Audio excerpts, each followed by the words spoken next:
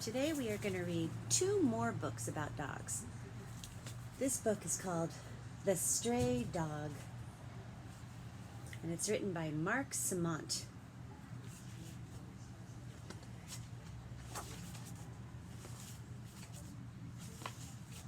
It was a great day for a picnic.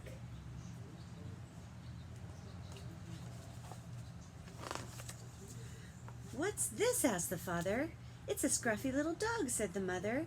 "He looks hungry," said the girl. "I think he wants to play," said the boy. So it looks like they're having a picnic in the park.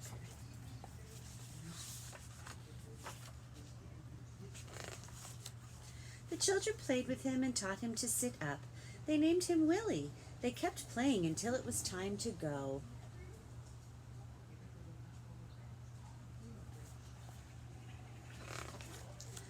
"Let's take Willie home," said the children. "No," said the father. "He must belong to somebody," explained the mother, "and they would miss him."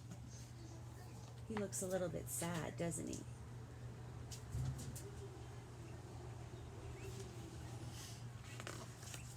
On the way home, the girl said, "Maybe Willie doesn't belong to anybody." Look at that big bridge they're going over. I wonder what city this is in.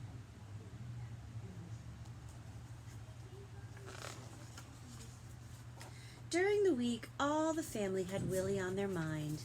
Monday, Tuesday, Wednesday, Thursday, Friday. They were all thinking about him.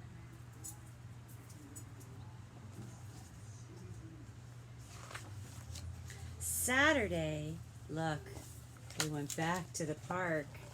It looks like the same spot where they saw Willie last time.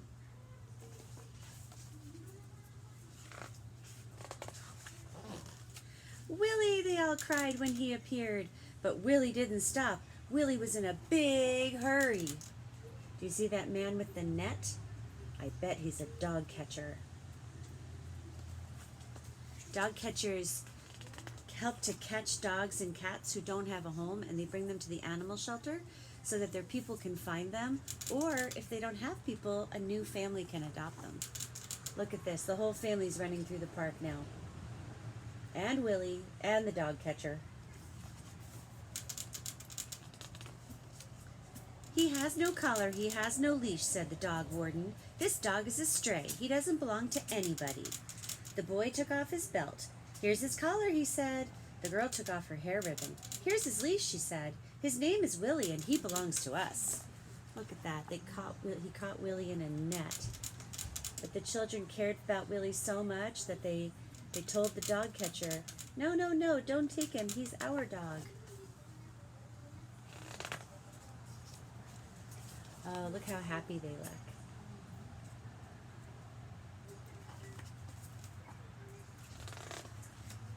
They took Willie home, and after that, look what they did. They gave him a bath.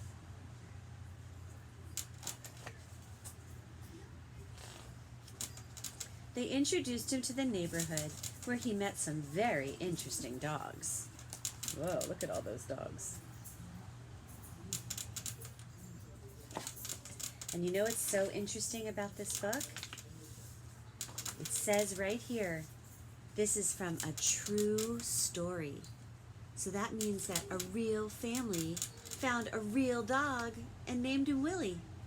So that's got a happy ending.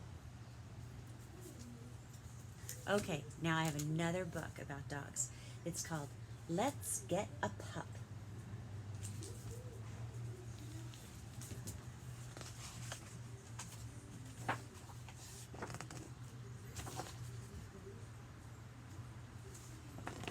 "Let's Get a Pup," said Kate, by Bob Gran. "Let's get a pup," said Kate. "What, a brand new one?" said the now wide-awake mom. "With the wrapping still on it?" added her breathless dad. "Pups don't come with wrapping," said Kate. "I know they don't," said Dad. "It's just a joke." It looks like she woke them up with this idea to get a pup. Mom looked in the paper. "It has to be small," said Kate. "And cute," said Dad. "And get all excited," said Kate. "And run around in circles," said Dad. Said Mom. "Look, the rescue center, the center for dogs without a home, the center for dogs all alone. With their breakfast uneaten, they dressed and left immediately. So that sounds a little bit like the place that I was telling you about, the animal shelter, where the dog catcher was going to bring Willie if he didn't have a home and didn't have any people. At the rescue center, they found plenty of dogs without a home and lots of dogs all alone.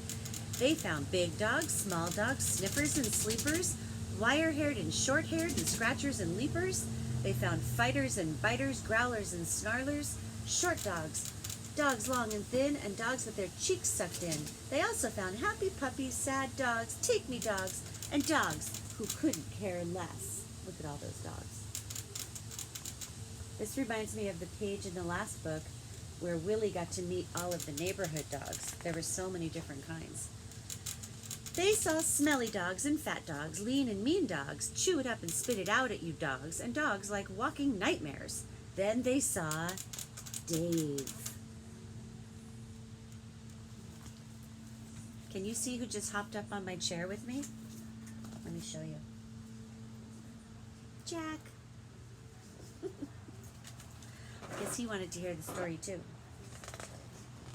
Dave was so excited he came out sideways. He barked twice. Water flew off his tongue and he turned a complete circle in the air. He was small, he was cute, he was brand new. Dave climbed right over the top of Kate, who briefly wore him like a hat. Oh my goodness. He's all that we want, said Kate. All that we came for, said Mom. We'll take him, said Dad. And then they saw Rosie, and she saw them. She was old and gray and as broad as a table. It was difficult for her to get to her feet, but she stood, it seemed, almost politely. Her eyes watered, her ears went back, and she radiated good intention. My wish for you, said Dad, is that you could lie on someone's living room floor, or on their couch, said Mom, or on someone's bed, said Kate. Mom's voice shook. We would take them all if we could, but what can we do? Look, there's Rosie, and the family is looking at her. They look a little bit sad because it seems like they want Dave and Rosie. And with many a backward glance, they slowly walked away. Oh no. Rosie looks sad, and the Mom and Dad and Kate look sad. At home, Dave was everything that a pup could be, and more. And on his first night, he cried in his box. Look at that, he looks like he's up to no good. He's a mischief maker. And there he is, crying on his first night.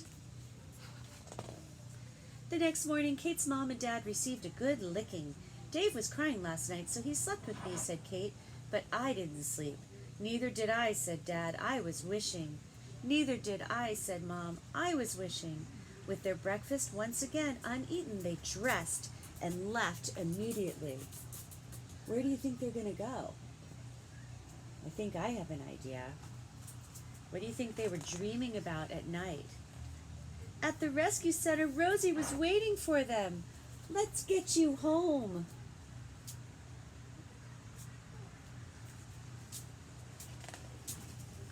Rosie was instantly at home. Her broad, heavy tail swept everything off the low table.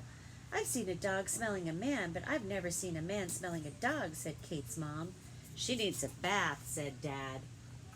Look, oh, do you hear my dog, George? He's being sassy because he wants to play with Jack.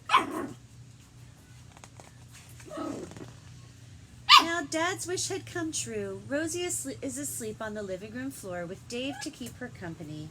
Mom's wish has also come true. Now Rosie and Dave are asleep on the couch.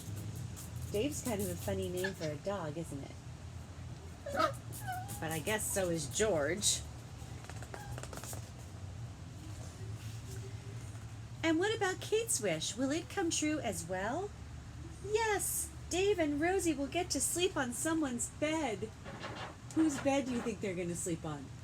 Not the Mom, not the Dad. I bet they're going to sleep on Kate's bed. Kate puts her head on Rosie's stomach. She hears angry gurgles, squeaks, and plops. lonely corkscrew sounds and the pump, pump, pump of Rosie's heart like a big hollow engine. Look at them all snuggled up in bed. It doesn't look like Kate has very much room in her bed, though.